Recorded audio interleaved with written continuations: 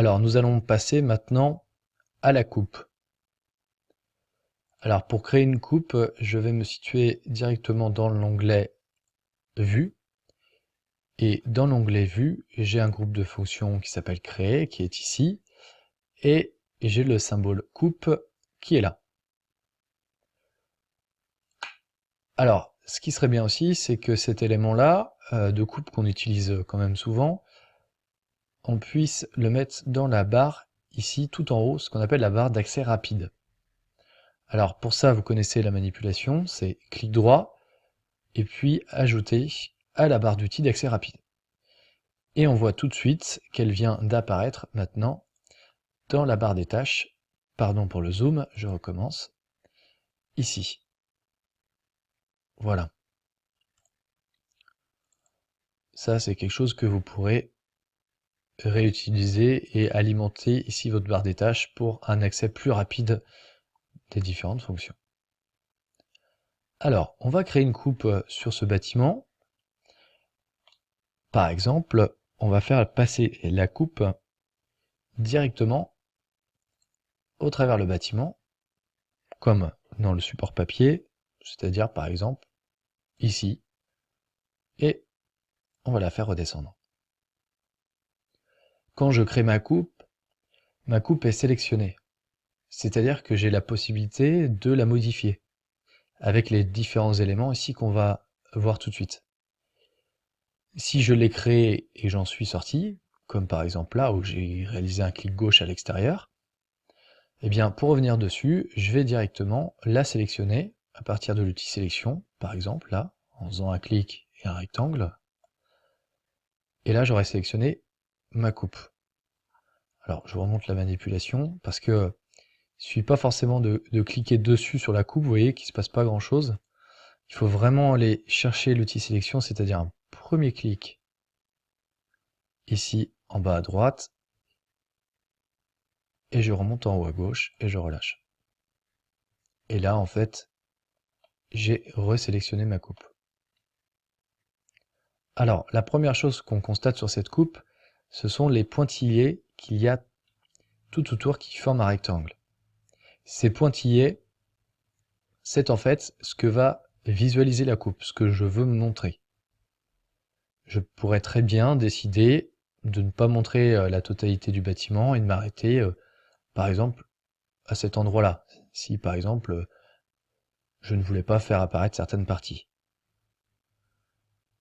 C'est la même chose pour la longueur de la coupe. Je peux très bien m'arrêter à la visualisation, par exemple, de la moitié du bâtiment.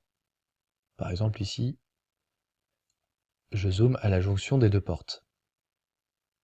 Bon, ce n'est pas le cas, donc je vais me repositionner de telle manière qu'on puisse tout visualiser. Alors, l'autre chose, c'est sur cette coupe une flèche qui donne le sens d'orientation de cette coupe. Et ça, je peux très bien le modifier en cliquant directement ici. Inverser la coupe. Et là, en cliquant sur les deux flèches opposées, je vais modifier la vue, en tout cas le sens de la coupe.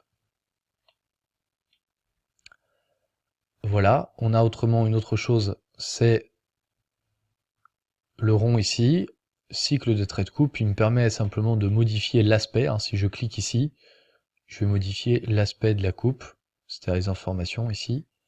Pareil, en bas, je pourrais rajouter, si je veux, la coupe. Alors, à chaque fois que je crée une coupe, on va constater que, tout de suite, dans l'arborescence du projet, alors je vais zoomer pour qu'on visualise bien, ici, j'ai les coupes du bâtiment, et en cliquant ici sur l'arborescence, je vais faire apparaître directement la coupe que je viens de créer, qui se nomme coupe 1. Alors j'ai plusieurs possibilités pour modifier le nom de cette coupe. Soit je fais clic droit, et je vais renommer à partir de là le nom de la coupe. Là par exemple, ou coupe 1 pardon, je vais l'appeler coupe AA. Ok, Ou une autre possibilité, c'est de sélectionner directement ici la coupe et de modifier son nom dans les propriétés ici d'occurrence, directement dans les données d'identification et ici, nom de la vue. Voilà. Ici, j'ai la possibilité dans les propriétés d'occurrence de modifier son nom. Voilà pour la coupe concernant le plan du rez-de-chaussée, mais j'ai aussi la possibilité de créer une coupe à partir d'une élévation. Donc si je me place sur l'élévation est, voilà, par exemple ici, j'ai la possibilité de créer une coupe aussi à partir de là. Donc je clique sur coupe et je peux créer une coupe ici, directement sur cet élément. Donc une fois que cette coupe créée sur l'élévation, j'ai la possibilité soit d'y accéder par le biais de l'arborescence du projet, ou en double-cliquant directement sur la bulle de la coupe. Voilà, là je viens de double-cliquer, et du coup on voit la coupe apparaître du bâtiment. Alors, une autre chose que je souhaitais vous montrer sur cette coupe, c'est la possibilité de la scinder.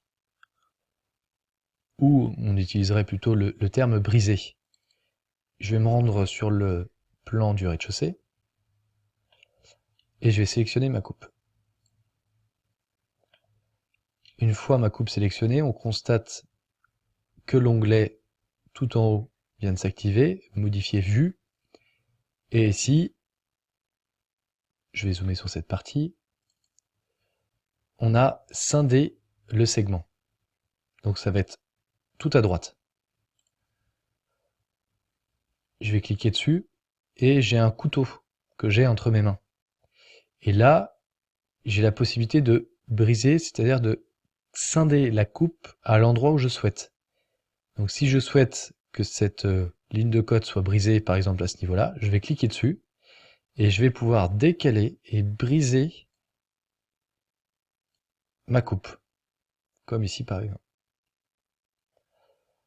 La même chose pour l'autre coupe.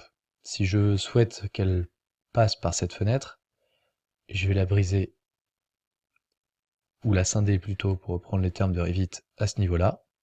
Alors pour ça, il faut que je fasse échappe, il faut bien évidemment que je la sélectionne toujours avant, pour faire apparaître l'onglet modification, et je clique sur scinder.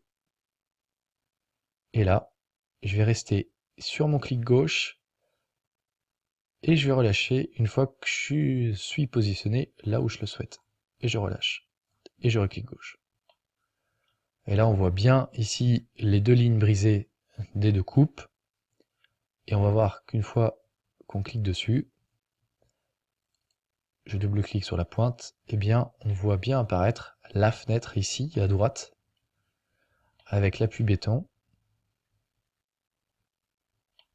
de cette coupe. Voilà pour les coupes. On va passer aux autres aspects de Revit sur les vues. Ça concerne les bulles qu'on a ici, les élévations.